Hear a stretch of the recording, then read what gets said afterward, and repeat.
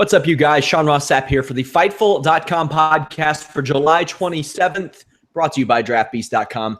And on it, I am joined by the one, the only, Showdown Joe. Joe, we missed you on Saturday.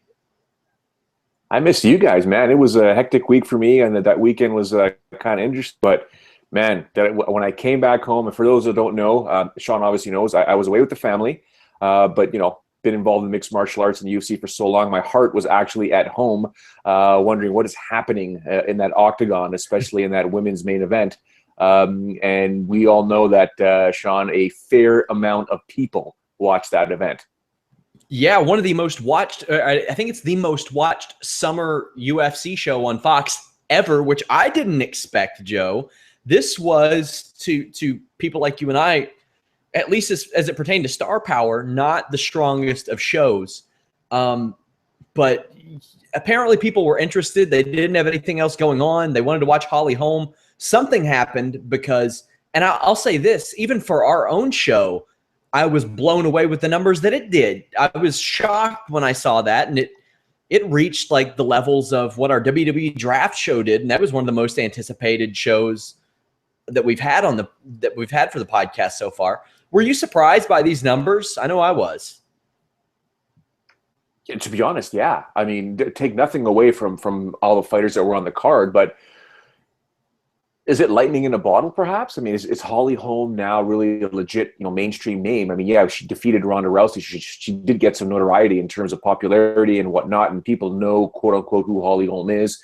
She's the girl that knocked out Ronda Rousey. But to see these numbers, I'm pleasantly surprised, and congrats to the UFC and the folks over at Fox and all the promotion that went around the event. But I wasn't expecting that kind of number, especially with an opponent like Shevchenko that not many people really know of, other than hardcore fans and those that have been following the sport. But yeah, seeing that number, I was like, whoa, good stuff. Congratulations there. I mean, you and I were talking off air and kind of made the point that this is something that you would expect during football season.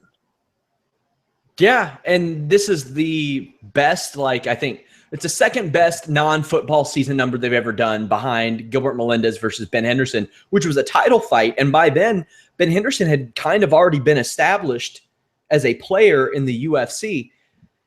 I was very shocked by these numbers. I'll tell you something I wasn't shocked by, Joe. Edson Barboza chopping Gilbert Melendez down, those post-USADA legs. What did you think? Yeah, I'm surprised, man. I'm not gonna lie to you, Sean. I am very surprised. I mean, I know we talked about, Gilbert Melendez and my breakdown, the fact that, Gilbert is he's been around the block, and when you've been fighting for that long, there's a lot of mileage on the body. I figured that at one point he would have enough of those kicks and say, that's it. We're gonna close the distance here. I may have to eat another one or a few shots or combinations, but if you put the pressure on Edson Barboza, he might break. He might make a mistake. He might, get tripped up against the cage and whatever. So I was sort of surprised that Gilbert Melendez didn't do more. But once you get hit with those leg kicks, I mean, there wasn't I didn't really see the amount or how many were landed, but I think at about number 11, it was just like, that's it. Now let's do the math for a second, Sean.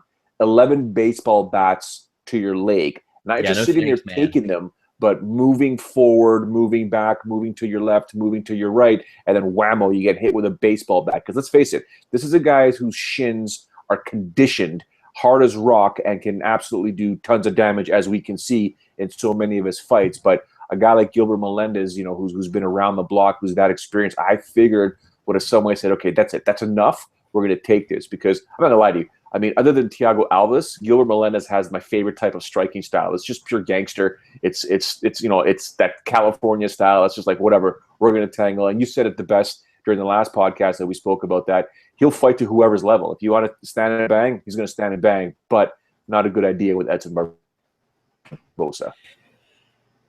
Yeah, Edson Barboza with another huge win. Now, granted, we have seen that Anthony Pettis and Gilbert Melendez, they kind of on the downslide, but still huge wins for Edson Barboza, who, after that Terry Edom knockout, I was expecting everything, just the world, and he was never able to piece together, a giant winning streak after that. He had like 3 in 2013, I believe. Also, kind of impressive. He's one of the very few fighters at the lightweight division to have a win every year since 2010. But that doesn't always tell you where you are in the division, because Joe Lozon has a win every year since, I think, 06. But he also can't put several wins together. Felice Herrig, impressive win, but the level of competition that she faced, Kaylin Curran, no disrespect to her, but she's 4-3 now. Ready to see Herrig back in there after taking so long off, and you got to think she's going to get a step up in competition, right? I'm going to say, yeah. I mean, I'm also going to pull out the Canadian card, if you don't mind being, we're always accused of being too polite and too apologetic. I just want to say I'm sorry to Felice Herrig, Felice Herrig. I completely misjudged what she was going to bring to the cage on Saturday. I thought for sure that time off was going to cause a problem, and despite putting in a training camp, that you just can't do it 9 times out of 10 in mixed martial arts. Well, not even 2 minutes. It was 1:59, and she pulls off that rear naked choke, and let's be honest, the way she transitioned to get the back, that was sick. Out of the half guard, that was magnificent.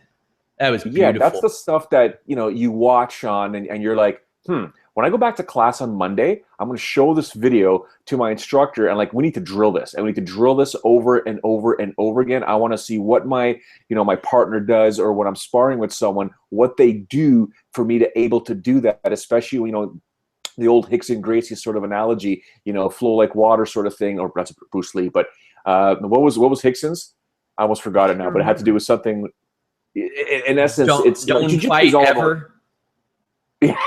But in essence, with jiu-jitsu, you got to sort of feel your opponent and what they're doing, where their momentum's going. I had one instructor that always he always tried to teach us about what's called circular jiu-jitsu. If they come at you this way, you go at them this way. And it's like, no. Eventually, I learned that, you got to sort of set things up. John Danaher over at Henzo Gracie's used to always talk to us about, understanding, 2 or 3 moves ahead, but understanding if you put pressure here, he's got 2 options that he's going to do or she's going to do, and then you take it from there. And the way Felice basically transitioned, like you said, from half guard right to the back was absolutely perfect. Mark Hominick used to have an awesome sort of sweep that he would use on people that as soon as they would do it, he would end up in a dominant position right away. That's the kind of stuff as ground grappling fans that you just go back to your class and you're like, I want to learn this, I want to drill this, I want this to become muscle memory and second nature. And the way she did that and then was able to lock in that rear naked choke, I am absolutely impressed. And I apologize to Felice for not really understanding, hey man,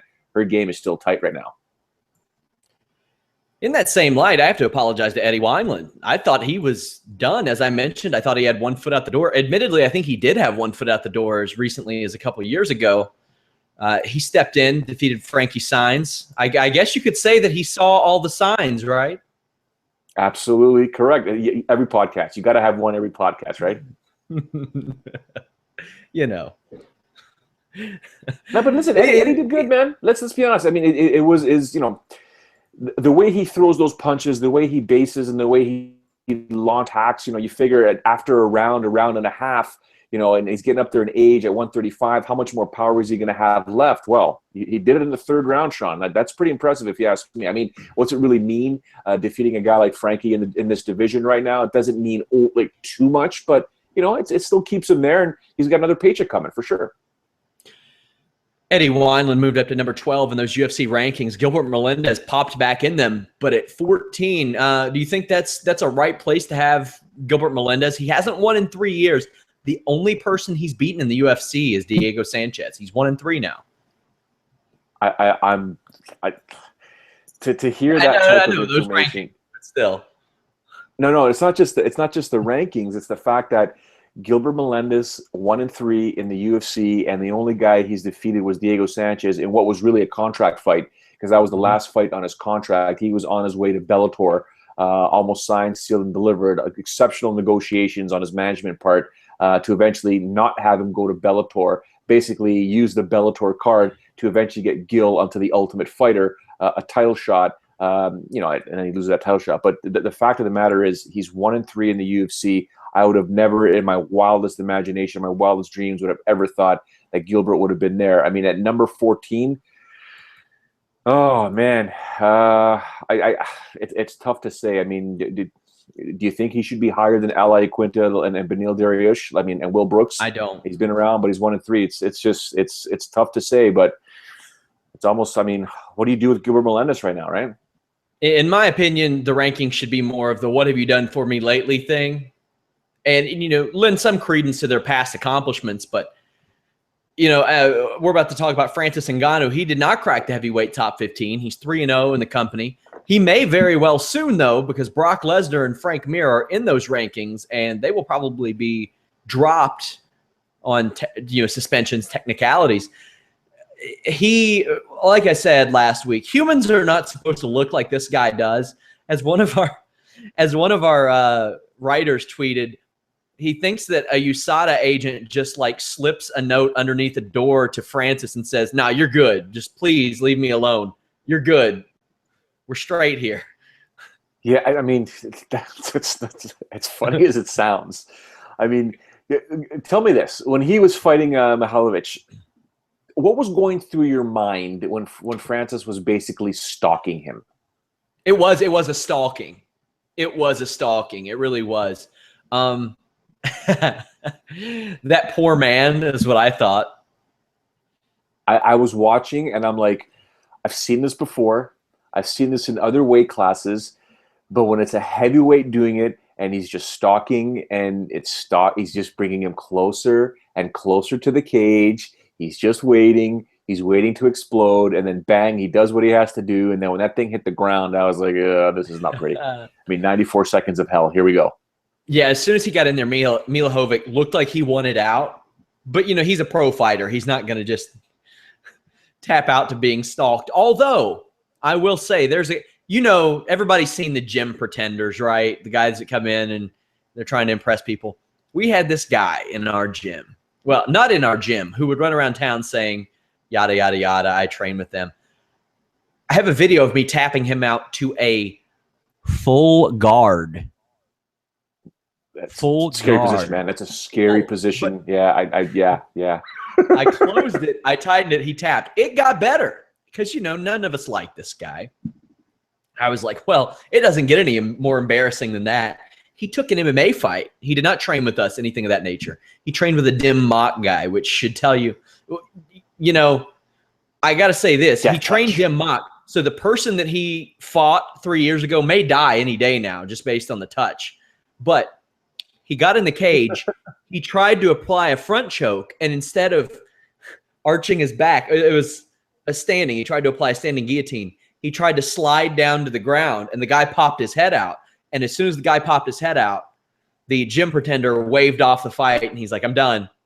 He tapped out to nothing. The one thing worse than tapping out to a closed guard, he tapped out to absolutely nothing. That's what it looked like Mihajlovic wanted to do. And as soon as he got touched, he was like, "Man, it's it. That's it." And he protested the stoppage. This guy had the balls to protest the stoppage. I'm like, you realize you wouldn't be up to protest the stoppage had the fight not been stopped. What did you think of that? Did you think it was a little weird? Oh, yeah. I was watching the screen and I'm like, did I just miss something? Because the fight that I just saw ended the way it should have ended, and good on the ref for being like, okay, you know what, you're done, dude. And then he's protesting, and I was scratching my head going, I think I show a replay because those punches were landing, right? Like, did I miss something, or like what's going on here? And I thought to myself, yeah, you know what, that's just, now you're just, your ego's gotten the best of you, and you're just kind of like, you know what, I shouldn't have stopped. And you know what, yeah, you can make the argument you could have went on. You couldn't have went on. I'm sorry, with all due respect. You're heavyweight and all, but you just fought a monster, and that dude is a mean dude. 3-0 in the UFC. And he should be in the top, at the minimum, the top 15 in the organization. But all right, we'll wait for the fourth fight and we'll see what happens. We'll see what they put up against. But you and I were talking last week, if he does emerge victorious, especially in the first round, does he get a gatekeeper? I think there's no ifs, ands, or buts. And whether it's a gatekeeper or someone in that top 15, he deserves them.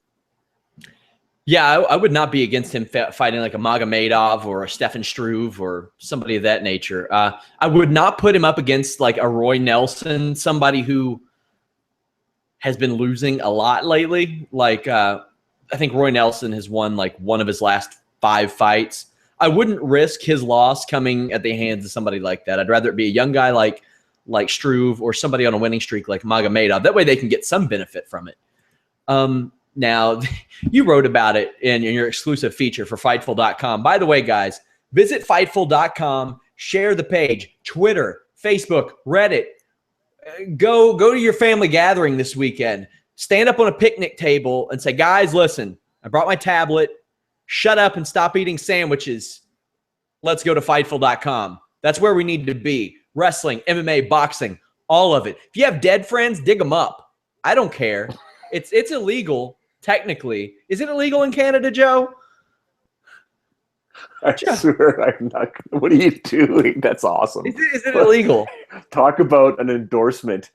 Dig up your friends. What is? Hey, you know what? They have dead people vote sometimes. Why can't we have dead people come to Fightful.com? It's not click there's been fraud. crazy things that have happened. I mean, as you know, I'm in the mortgage industry as well, and based on what happened in the States, the movie The Big Short, there were some people that weren't even alive. There were dogs that were getting mortgages at the time. So anything is possible. Tell your dog to tune into Fightful.com. Get on there. Teach your dog how to get online and enjoy it. Yeah. Register your dead great grandma for with an ISP and just put an auto clicker on. I don't care. Just visit the site, share it, let people know. We got exclusives coming up all over the place. I have a feature that's going to start tomorrow. Give you all a little preview before it goes to the members only section.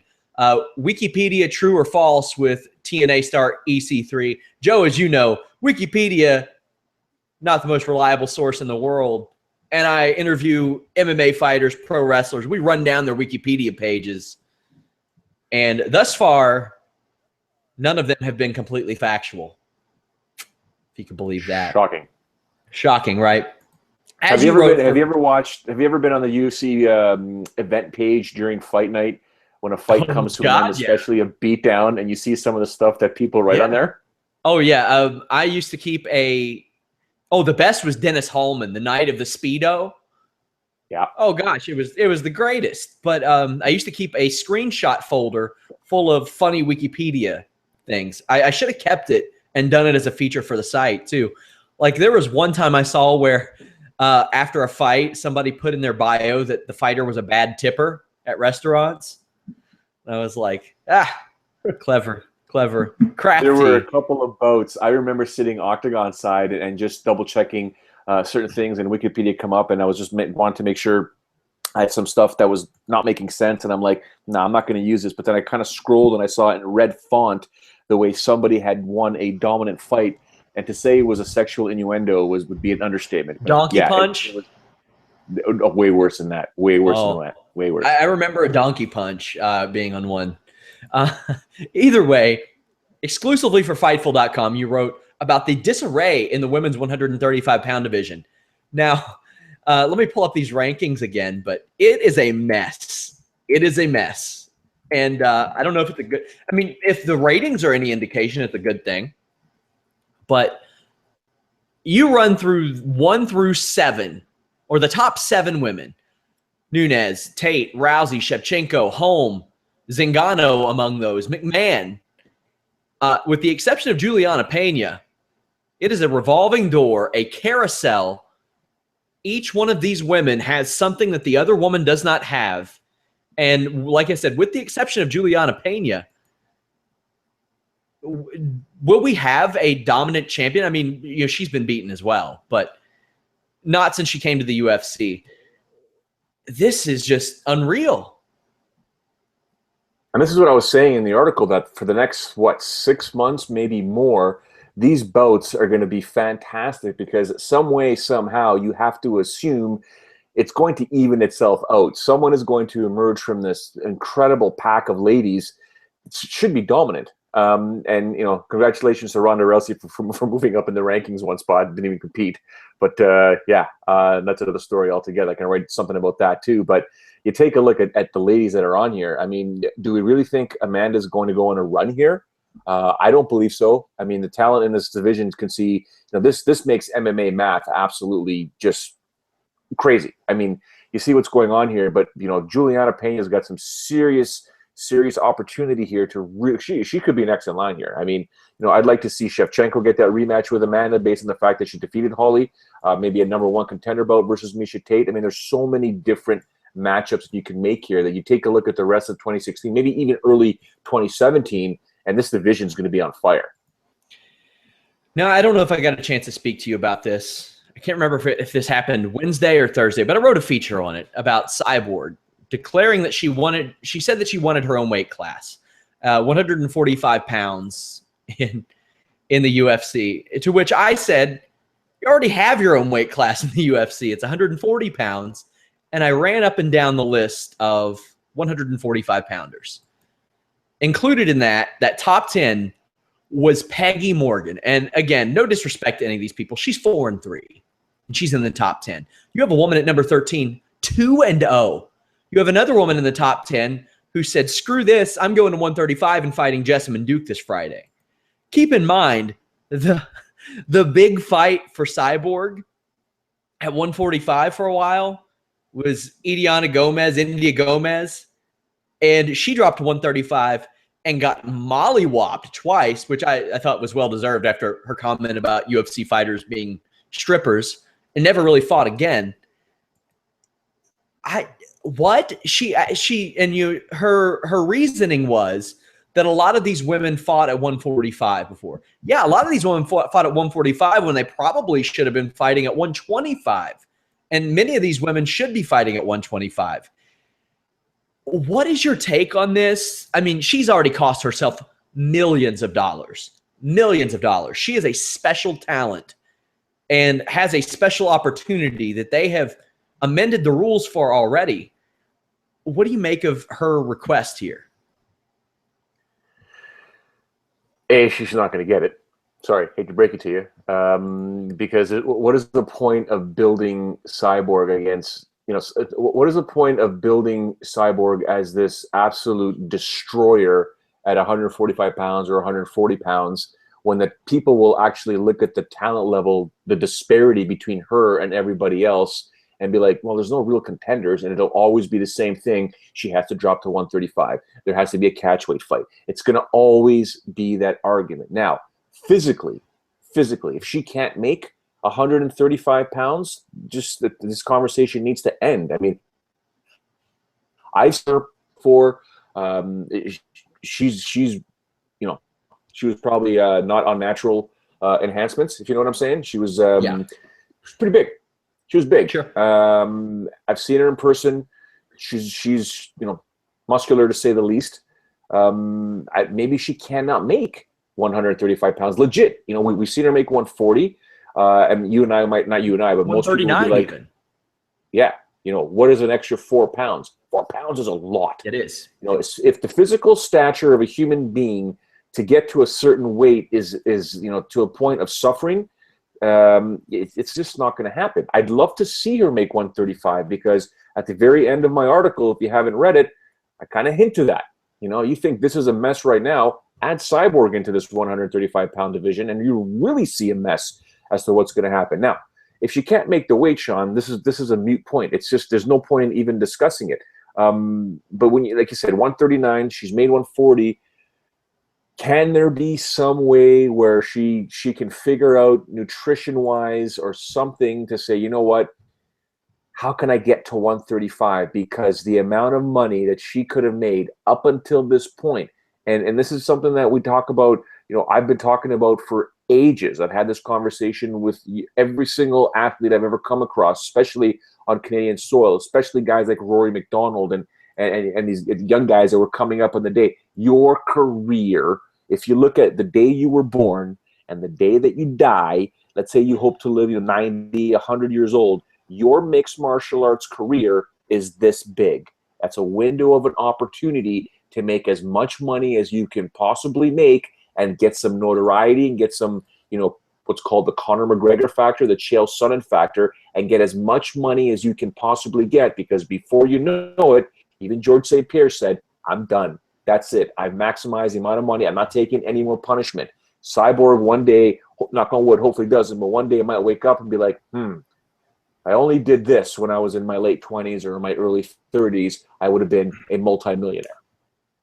Here's my problem with the situation, and I'm going to republish soon a feature that I did somewhere where it was a timeline of the weight issues between Rousey and Cyborg. Ronda Rousey signed for this fight in 2013. Cyborg was supposed to be in Liz Carmouche's spot, She asked for her release, not over weight, but over money.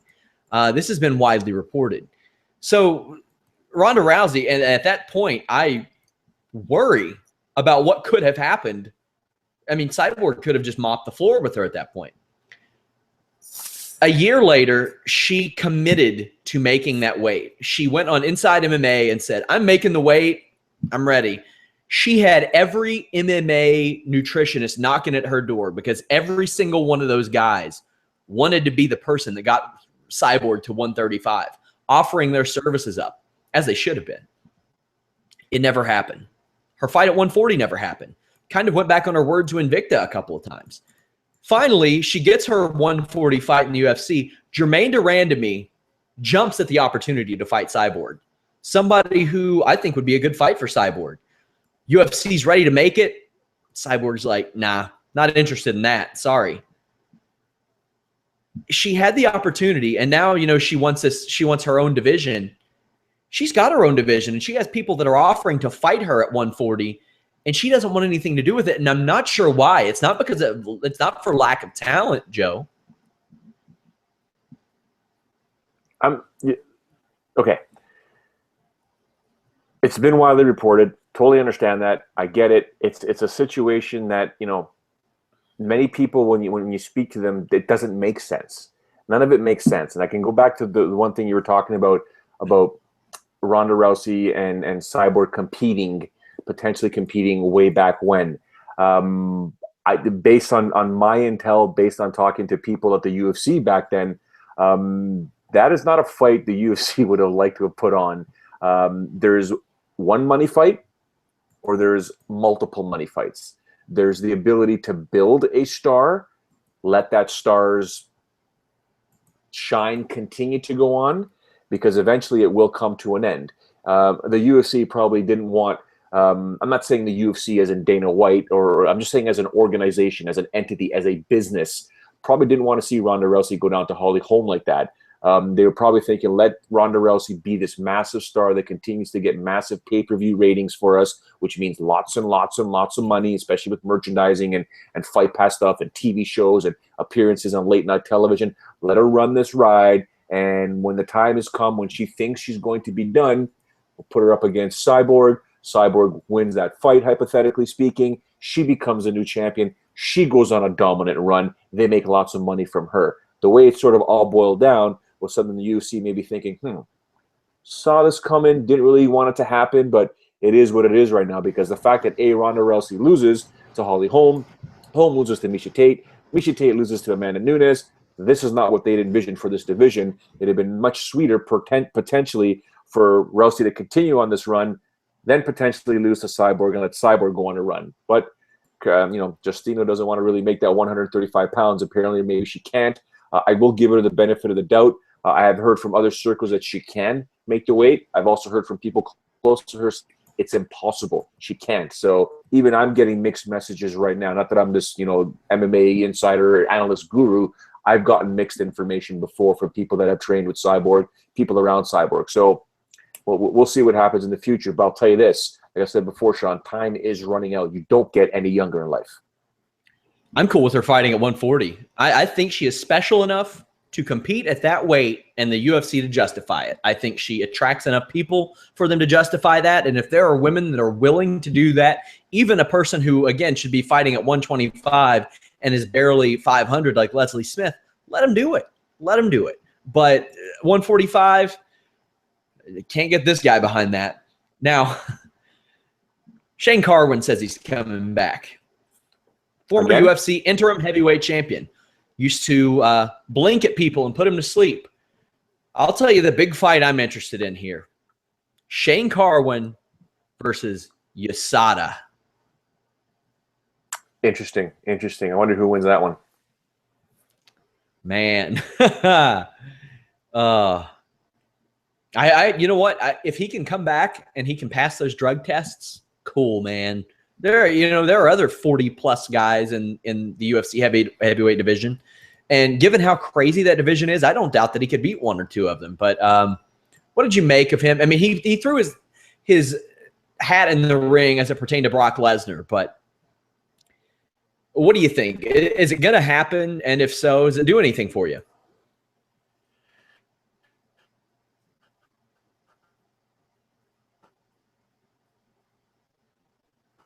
I think you froze up, Joe.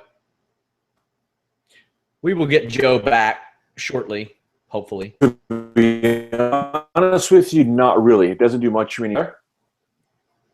Okay, I think I have you back. You got me. Yeah. Okay? Yeah. You're good. Yeah. So, I mean, in terms of Shane Carwin, as I was mentioning, as much as I like the guy, it was always available to us whenever we needed to do interviews. I mean, the guy hasn't competed in such a long time. We're talking 2011. It's been 5 years, more than 5 years if you want to talk about it. It was June 11th, UFC 131. And that was a beatdown to the hands of Junior Dos Santos. Before that was the Brock Lesnar fight. To come back after 5 years, it really does nothing for me. I know it's the heavyweight division. Anything can happen, especially a guy, the pack, the kind of power punching that he did. But he's 41, right? I mean, if he was 35, you can kind of, juggle with the fact that he's a little past his prime and he can probably do it. But man, at 41 years old, to put in a training camp, I know it's heavyweight, and people say, "Oh, you don't have to train that hard when you're a heavyweight. You just got to make sure you land your punches." Nah, you still got it's the UFC, man. You're not really going to sell me on it. Would I tune in, Sean, and watch? Yeah, of course I would. But really, they could put Chuck Liddell against an absolute donk amateur, and I would tune in to watch, but not for the right reasons. I would, it's curiosity almost, but yeesh. Well, either way, we got UFC 201 coming up this Saturday. We're going to have tons of fight videos, pre-fight coverage. We're going to have podcasts after the show, live coverage of the show. Hoping by then we have the comment boards up on the page individually for, I think it's called Discuss or Discus, whatever it is. It's what you guys asked for, so you're getting it.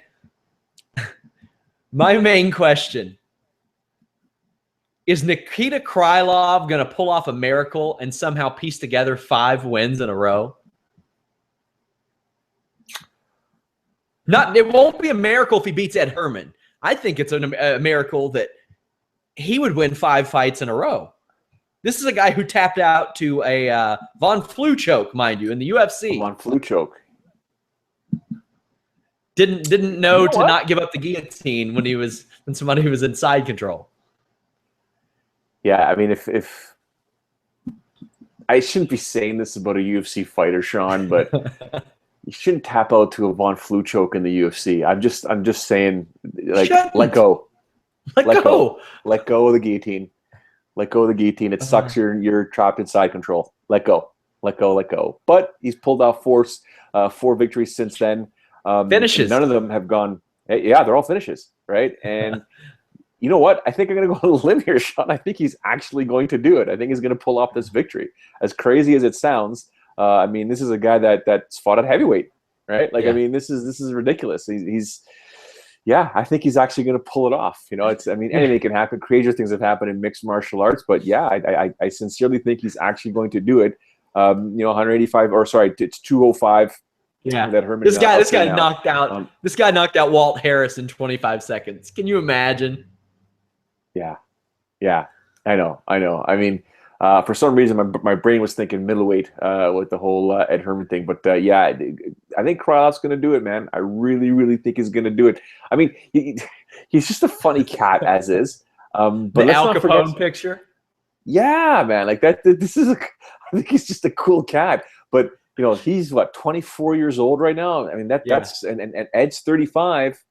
Right. So there's a massive youth factor right there. And usually when you have the youth factor, Sean, you got the speed factor, and speed kills. So can he get that 5th straight win in a row? Yeah. Joe, I think so. there were people when John Jones pulled out that tweeted me and said Nikita Krylov is the closest ranked fight to this, and they wanted, oh my God.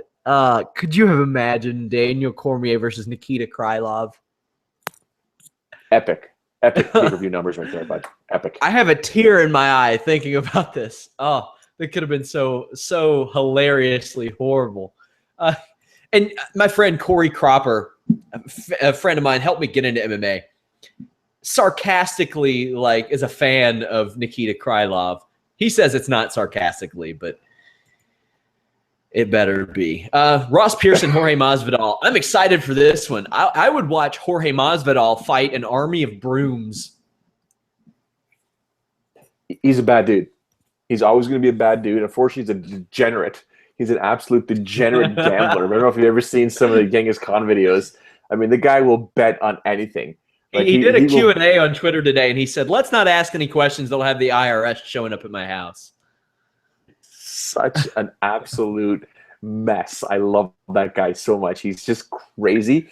But yeah, this would be a solid scrap here, man, because, you know, like Masvidal is like the I guess the Florida version of the Stockton, you know, the Diaz brothers. I mean, the guy's crazy. He's just nuts, and he'll fight anyone. And you know, I really wish when he was technically in his prime, he was in the UFC. You know, he's been there for a while. I mean, he's been there since what, 2013. Yeah, so many fights. But I would love to have seen him back in the Strikeforce days in the UFC, because I used to watch those YouTube videos of all the stuff that would go down in Florida, and I'm like, this guy is I think he used to bet on which elevator, when they would hit the elevator button, which one would come first. Oh, God.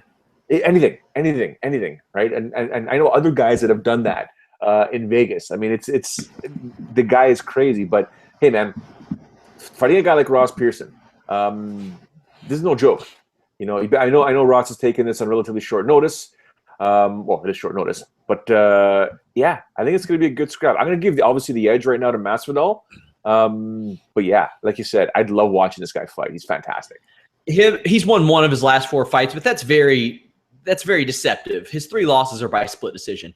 You know, I should say he should just up his chances, and instead of just gambling on things, he should play games of skill like at draftbeast.com, which will soon be the leader in fantasy sports, my friends. Draftbeast.com. I can't wait till football season so I can just murk some of you jabronis on draftbeast.com. It's not even going to be fair, you guys.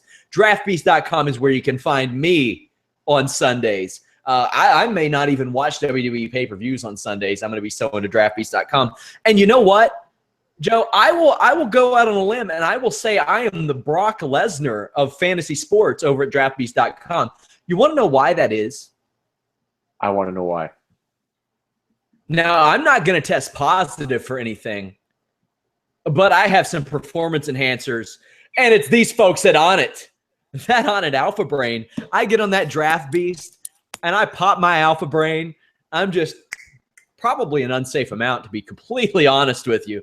And, you know, numbers go through my head. I'm like Zach Galifianakis in The Hangover when he's counting cards. That's me on draftbeast.com when I take that Onnit Alpha Brain. And you guys can take Onnit Alpha Brain too. You can take all the supplements that guys like Seth Rollins, Cesaro, Triple H, even Joe Rogan. Have you seen that guy? Unbelievable what kind of shape he's in. He just re-upped for a year, by the way. Use those fantastic kettlebells that The Rock uses. That guy's in okay shape. Go to onnit.com. Specifically, go to our podcast page, any podcast page, fightful.com/podcast. Click one of our links, and you'll see the Onnit link in blue. Click that. You'll open up just a secret room of sales. And then you will come to me and you'll say, hot damn, Sean, thank you. But you know what? They're probably still not going to beat me at Draft Beast, but they do stand a much better chance if they use Alpha Brain. Hot diggity damn. Yeah. That's pretty much what's up. That was epic. I know. That was incredible. You're kind of new to this with me, but I'm known as the king of segues, Joe. Fantastic job. Absolutely fantastic. My viewers urged my old boss to buy me an actual Segway for Christmas. So maybe I can get that going on. Wilson Hayes. I'm impressed. Yeah. Wilson Hayes was supposed to fight for the UFC Flyweight Championship, which is almost comical in its own. He is now facing, well, here's the thing. Then he got replaced, or Demetrius Johnson did, by Sean Santella. Just like literally they made that fight hours before Luis Smoka offered to step in. Well, they pulled Sean Santella, and I thought for sure the UFC was like, okay, we're just going to backtrack this a little bit and put Smoka in here if he wants it. Because you could arguably put that on the main card. Arguably. Not to be Hector Sandoval in there. Now, the thing is, Wilson Hayes is not getting a title shot this year. Demetrius Johnson is going to fight the winner of The Ultimate Fighter 24. So, what are you expecting out of Hayes? Obviously, catastrophic if he, for some reason, loses. If this guy comes in here with a Lando Venata mindset and in that type of mode. If you do the math, okay, we're in July right now, okay? This fight here, when Wilson competes against Hector, the title fight isn't going to happen till when? December? Yeah. Okay. So the earliest that Wilson potentially will get a title shot is March of 2017. He basically has to go another 9 months undefeated in this division. I think his title shot is all but gone. Done. Never to come back again. Unless he goes on an incredible run where he's finishing guys first round, destroying them, and there's no other talent that the UFC thinks can ever deserve to get a title shot versus Money Mouse Johnson. I think this is the worst possible situation ever for Wilson to go through. Oh, as if it couldn't get worse. You got Justin Scoggins facing a returning Ian McCall on that main card. Ian McCall, really the only guy in the flyweight division to for one, to not lose. He lost a fight to Demetrius Johnson, but also went to a majority draw. I thought Demetrius Johnson won that fight as well. Hasn't been so hot. He's faced a ton of injuries, and he has flat out said if his hand or his body gives out again, he's done. So, I think he's looking to make some money, and if he gets a title shot eventually, sure, good. He's happy. But Justin Scoggins is a young, hungry guy who won his first 2 UFC fights, dropped a couple more after they took him out of the frying pan into the fire. He went from Will Campazano to like Dustin Ortiz and John Moraga, and now he's back up there. He beat Sampo and Ray Borg. Ray Borg, who I like to imagine is the miniature version of Cyborg, by the way, just a pocket version. But this is a very, very interesting fight to me. I am so looking forward to McCall Scoggins. So many question marks. Can Scoggins get it done against a guy of this level in which he's had trouble with before? How's Ian McCall going to look after all this time off with, as I mentioned about Eddie Wineland, has said, I'm not afraid to leave this sport. I'm made of questions right now, Joe. Just throw out and answer some of them. Scoggins wins a fight. That'd be big. And No, in all seriousness, the fact that Ian McCall has been out since January of 2015, that loss against John Lineker at UFC 183, I sincerely believe that the fact that he's been gone that long, his body cannot hold up anymore. He's 32 years old. This guy's been fighting forever. And, he's already, kind of prefaced the fact that, if I get hurt again, I'm out, never coming back, which basically means if he, he's going to put in a spectacular performance. So I really think that if he thinks this is going to be his last fight, he wants to go out in spectacular fashion, win, lose, or draw. Which means Scoggins just has to be technically careful a little bit and pick and choose his shots, and he shouldn't be able to, he should be able to emerge victorious here. Again, youth factor, speed factor. It is flyweight. These guys are always fast, no matter what. I just think it's going to be a passing of the torch fight, and it could probably be the last time we see Ian McCall, unless he wins this fight very, very quickly and does not take any damage whatsoever, not including the damage he's probably already incurred training for this fight, because everybody shows up to their fight. And I shouldn't say everybody. The vast majority of fighters show up to their bouts somewhat injured. Sure. Very excited for that fight. Also, speaking of Scoggins and having trouble at the top of the division, we have a bantamweight fight in which features 2 fighters that kind of have trouble with other guys at the top of the division. Eric Perez, Francisco Rivera. If Rivera loses, that could be it for him in the UFC. He's 34 years old. If he lost, he would be 1-5 in his last 6. He's lost to Brad Pickett, John Lineker, Uriah Faber, Mizugaki. So, pretty high-level guys. Eric Perez lost to Brian Caraway, Mizugaki via split decision. It was a very close fight, but I got to think that Perez is getting it done here, but and he is a guy that the UFC really liked coming in for many reasons. What do you think is going to happen in this one? Yeah, you're absolutely correct with Perez. They were looking at him as one of the potential superstars for the Latino market, Mexico, and he does have superstar written all over him. But like you said, he competes against some of the top echelon talent of the division and can't seem to emerge victorious. The only thing he really has to worry about in this fight, and I shouldn't say the only thing, which is kind of making it sound bad, but Cisco Rivera's got power and a lot of power, and if he lands, things get ugly for you real fast. If he lands early, whatever full tank of gas Perez thinks he had will go down to a quarter tank very, very quickly. So if he can just sort of pick and choose when to exchange with Rivera, perhaps start thinking about getting the 34-year-old guy a tad tired. Take this into the 3rd round if you need to, maybe late 2nd round, really start pouring it on, wake him up in the 3rd round and really put a beating on him. I think Perez can come out victorious. But I think if he stands and trades with Cisco Rivera, I personally don't like his chances. I don't think you need to get into a gunfight here and start slinging away leather with Cisco. I think he'd lose that battle. And for Rivera, yeah, this is definitely a must-win situation. Next up, Matt Brown, Jake Ellenberger. What are they doing here? They released Jake Ellenberger and brought him back. Now, come on. And one of his last 6 fights, and he was getting the business put on him in those fights. Matt Brown, a guy inconsistent, but a guy all too happy to put that business on him. I mean, there's always, I'll never say there's not a chance, but do you think they booked this thinking, some people like Matt Brown. I've done a complete 180 on Matt Brown from his early career when I thought he was just, how he's portrayed on The Ultimate Fighter. But you think they did this, to kind of get Matt Brown back where he needs to be?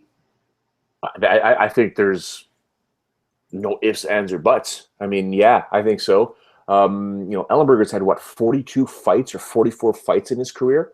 That's a lot of mileage, man. That's a body that really can't take it anymore. It's gone. He's back. Gone. He's back. So I think, in my opinion, I think this is a Matt Brown confidence booster fight. Let's get you back into the winning mode. Let's keep you relevant in the division. You're an exciting fighter. You like to wreak havoc versus anyone at any time. Really still love that Robbie Lawler fight. But yeah, I think this is a confidence booster for Matt Brown. Let's get you winning, and we'll see where we go from here. As for Ellenberger, and then what if Ellenberger wins this fight, Sean? Well, man, is he still at Glendale, or did he leave? I think he left. Everybody leaves Glendale. What am I talking about? Everybody leaves. So expecting you to say that. Oh, man. Another person, friend of the show, friend of the site, Jessamine Duke, also left Glendale. Best of luck to her Friday. Everybody leaves Glendale, except for the people that need to leave Glendale. Oh shit. Anyway, I look at this card, and this wasn't like a big. There weren't a lot of people, especially in comparison to the other cards booked this year. Also, by the way, every pay-per-view this year, even up until now, has either been canceled altogether or had a former champion or a title challenger pull out to some degree. A champion, former champion, or title challenger. So that's pretty crazy. But it's like, man, they could have had Mighty Mouse versus Hayes up here too. And then we got this Nalma Yunus. I'm going to try. Kowalkiewicz. We'll call her Carolina. Underrated fight, top 5 fight in the women's strawweight division. Could very well be a title eliminator fight. Rose Namajunas has the most unique charm to her of just any fighter. And this is in a division where Joanna Jędrzejczyk also has some of the most unique charm of a person I've ever seen in my life. I can't wait for this fight, Joe. I can't wait for this fight. This is going to, I mean, with the exception, obviously, of anytime Robbie Lawler fights, this fight is going to just rip the roof off the arena. I mean, this is going to be a fun fight. I mean, just looking at their two styles, the way they match up, Carolina she's no joke. I mean, I think Rose will take this fight, but just the fact that Rose has an ability to show this intensity before fights. Pat Barry is going to absolutely be losing his marbles the minute he gets to the arena, when he gets to the cage, when he's cornering her. I mean, Pat Barry is just an absolute mess no matter what. Love that guy to death. But Rose is going to be amped. And this is, again, coming after the Matt Brown-Ellenberger fight. This arena is going to be in a really good buzz for the scrap here. I really think they're going to continue the excitement. I mean, I can't see this fight being boring at all. And it's a great segue to the main event. Speaking of that main event, Robbie Lawler's nickname should I'm ready for it to be the Soul Taker after that interview where he said he would have taken Conor McGregor's soul. That was one of the most intimidating pieces of trash talk I have seen this side of Mike Tyson. Tyron Woodley, he didn't wait a long time for this fight because he was going to fight Johnny Hendricks, and that fight got scratched. But I'm not usually an advocate of people waiting this long between a fight and a title fight. It's been well over a year. That being said, I have always viewed Robbie Lawler as one of the more beatable champions. And every time I have thought that, he goes out there and he puts the pain on somebody. Tyron Woodley has power. He has wrestling ability. How do you think the layoff affects Tyron Woodley? And do you see him walking out with the title? I mean, you can't ever say no, but what you got here?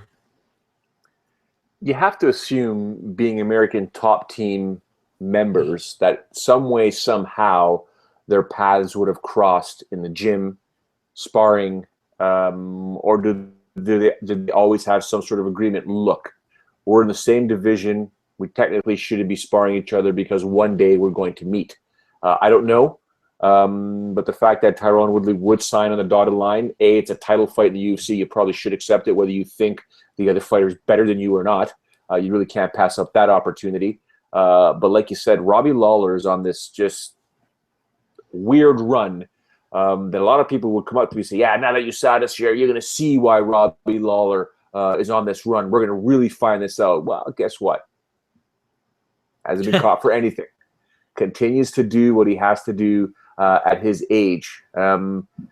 There's something about Robbie Lawler that puts the fear of God in me. I remember when Matt Hughes used to be the welterweight champion, and he used to pace across the cage before Buffer would announce his name, and you just saw it in his eyes, and you just realized whoever's on the other side there is in big trouble. This is what Robbie Lawler does to people, and who would have thought that, again, Canadian bias coming in here, that Rory McDonald wouldn't be able to beat Robbie Lawler. Well, yeah, that was just something else. It's just, this guy here takes people's souls. And not that I feel bad for Tyron Woodley, but I think Robbie Lawler is just right now on a different level than anyone at 170 pounds, to the point where I almost feel like texting George St. Pierre and saying, hey, you ever thought about trying to win your title back against a guy that's that dominant right now, that's finishing people or putting a beating on people, and having fans out there think, this is the best welterweight ever, forgetting about that George St. Pierre is and probably will be for a very long time. This is the type of guy that George would have just been like, yeah, I'll fight him. Yeah, I'll fight him. It doesn't seem like George, I'm not saying George doesn't want to fight him, but you'd like to fight Michael Bisping. I mean, if you had your pick, Sean, who would you rather fight, Bisping or Lawler? Oh, without a doubt, I'd rather fight Bisping. And not have to cut an extra 15 pounds. Sure. Absolutely. And yeah, man. And this is a guy in Lawler who was beaten by Lorenz Larkin, a barely top 15, 170, or I think is he at 170 now? Lorenz Larkin? I believe I can't so. remember. Yeah. But he completely turned his career around when he's in the UFC. You mentioned how that look. I do some commentary for Absolute Action MMA, and it's so funny because there's a lot of amateurs there. And what Robbie Lawler does to people, and I've noticed this in the stare downs when they're getting their names announced, it's a look in people's eyes of just, I'm getting into this, that I see out of amateurs sometimes when they're in their first fight and they're like, they got Rick Toms calling their name and he's looking them straight in the eye and they're like, this shit's about to happen. This is about to go down. This is, I've prepared for it. I've thought about it. This is the thing. And it's a different kind of look that I see when they're standing across the cage from Robbie Lawler. Carlos Condit, Rory McDonald, Johnny Hendricks. We talked about Matt Brown and Jake Ellenberger, but even before that, Rory McDonald again. It's this guy. It's the career metamorphosis has just been insane. Unlike anything I've seen, really. It's pretty odd. Absolutely. I just want to preface one thing because you're absolutely correct. If you look at that record and look at the guys that he's competed, and I want to take nothing away from Michael Bisping. He is the middleweight champion of the world as we speak. What I was referring to with the Michael Bisping, I know a lot of Bisping guys really like Bisping out there. If you're looking at these two fighters, Michael Bisping and Robbie Lawler, who would you be more afraid to fight? You got to make the argument that it's Robbie Lawler based on what he does to other human beings in his weight class. Sure, I completely agree. And Michael Bisping is admittedly at the end of his career. He admitted as such. Joe, anything else you're expecting out of UFC 201? We will be here Saturday night, of course, and we have full coverage on the site. Make sure you come and check that out on Twitter. We're going to be posting, the weigh-in videos, embedded videos, all that good stuff. Joe, what else are you looking for out of this show? I mean, I think we talked about, at a high level, the bouts that are really, really important in this fight. I think I'd like to see your reaction, my reaction, and actually hear from the fans after the main event goes down, and if Robbie Lawler continues to be on this absolute, terrifying tear, this ruthless, no pun intended, this ruthless human being that just is not even a zombie, is just like you said, a soul taker. And once we go live after the show, to really get a pulse out there, a temperature check of like, holy smokes, this guy's a bad man, or are we going to be talking about, we're idiots, Tyron Woodley should have won. We already knew Tyron Woodley was going to win. Can't wait. UFC 201. Please join us after the show, guys. I'm going to talk a little wrestling. Joe, I'm kicking you off. Tell the people goodbye. Thank you very much, everyone, for tuning in there. Sean, best of luck for the rest of the evening. Thank you, Joe. Of course, Joe will have a preview of UFC 201 up on Fightful.com later this week. He talked about the disarray in the women's bantamweight division. I am going to talk about some of the wrestling news this week, mainly these signings. Shelton Benjamin, happy, cool, 41 years old, don't care. I love that signing. He's going to be a mid-card guy, maybe an upper mid-card guy. I don't know, but he's a guy who can get it done in the ring, is familiar, has big wins in the past, has proven that at the top levels he can go in the ring. So I am absolutely happy with that. Rhino, I guess. I mean, he's former ECW TNA champion. Not that bad. Sure. Well, I guess. Doesn't really do that much for me, but it is what it is with Rhino. He's on good terms with the WWE, and they like to keep him around for whether it be an ECW angle or a TNA, or not a TNA angle, an NXT angle, anything of that nature. He's going to be around. Now, here's where I run into problems. Jinder Mahal and Tommy Dreamer. Tommy Dreamer, as entertaining as he can be on things like the Edge and Christian show, should not be wrestling. He just shouldn't be. Not at this point. On his own shows, sure, whatever. He apparently has been contacted. Kurt Hawkins, I mean, maybe they can do something fun with him, Zack Ryder, and Mojo Rawley. Maybe, I guess. I'm okay with that. Sure. They need people to fill out that roster. Jinder Mahal, what? What? At no point was this guy over. He didn't show that he could deliver in the ring. I would be much happier with a guy like Chris Masters, who can get it done in the ring, has been over at least at one point, even though not to a major degree, and, is still in shape and relatively young. Also, a little nugget of exclusive info. I'll probably report this like next week or something, but I'll tell you all here. Chris Masters was in the run for that Cirque du Soleil role that Mason Ryan ended up getting. Mason Ryan told me that yesterday. Or maybe it was today. Hell, I can't remember. Anyway, Mason Ryan beat out Vance Archer, Lance Hoyt, and Chris Masters for that Cirque du Soleil deal.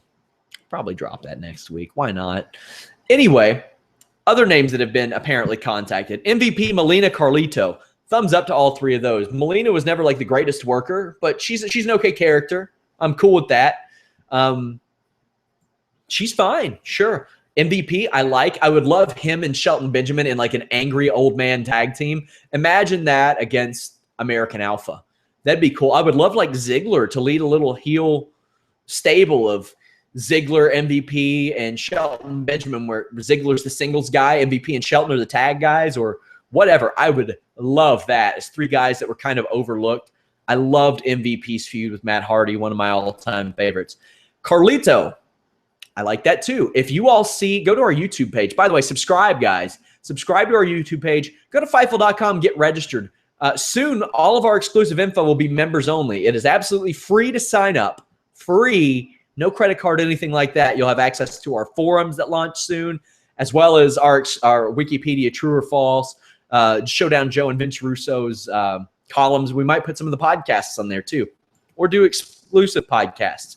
But with Carlito, you want a guy who can make the Shining Stars not over or anything like that, but relevant to some degree. They're never going to be big stars, but Carlito makes them relevant. They can be his cronies. If you go to our YouTube page, we have clips up from the WWC match with Mr. 450, Carlito, and Rey Mysterio. And Carlito, he had his shoulder taped up, but performed very well. I would be cool with Melina, MVP, Carlito. I'm cool with Shelton Benjamin. Okay with Kurt Hawkins and Rhino. Whatever.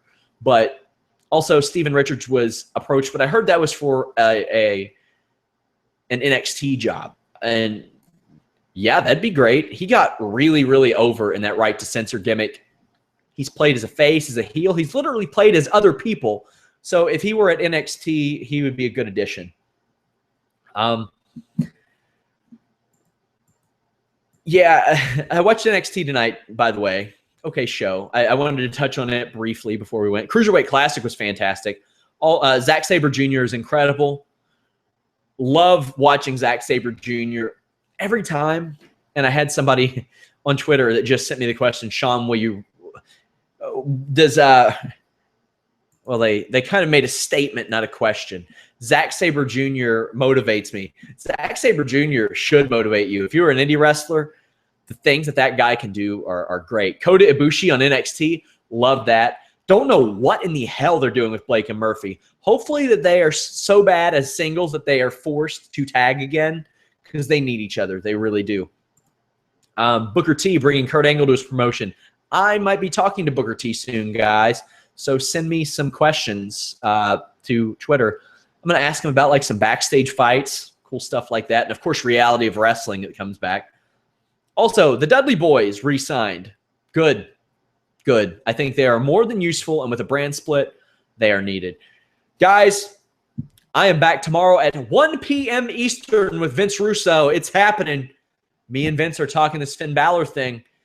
I think he's going to be surprised with my stance on it, but we're going to have a friendly debate. That's the thing I love about shows with Vince Russo. He and I have very different mindsets on things, but contrary to popular belief, guys, Vince does not take things like that personally. He understands that not everybody thinks like him, and I think we're going to have a good debate tomorrow about the realism of professional wrestling. Guys, as always, Fightful.com, please share the page anywhere you can, the stories anywhere you can, bookmark it. Register, Twitter, Facebook, Reddit, all that stuff. Let people know about it. Let people know that you like it. We're trying to bring you a good experience, like, no stories under 150, 200 words, things of that nature. Subscribe to our YouTube channel. That helps out a lot too. Give this video a thumbs up, all that good stuff. Also, go to draftbeast.com and go to our podcast page. Click that On It link. I love On It. You all think I'm joking. I'm not. I love this stuff. Go to that podcast page, please, guys. Also, hey, you want to go to prowrestlingtees.com/Sean Ross Sapp. You can buy some Kraken Fight Team and some Catch as Catch Can wrestling shirts. Sure, do that too.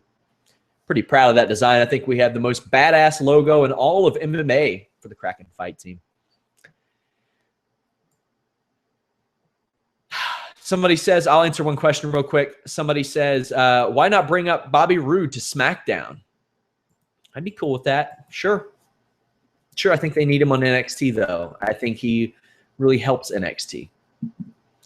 Somebody says apparently MVP failed his physical. I'll look into that. If it's something from Observer or anything of that nature, I haven't seen anything yet today. Guys, thank you so much. Tomorrow, 1 p.m., join me and Vince Russo. Until next time, we are out.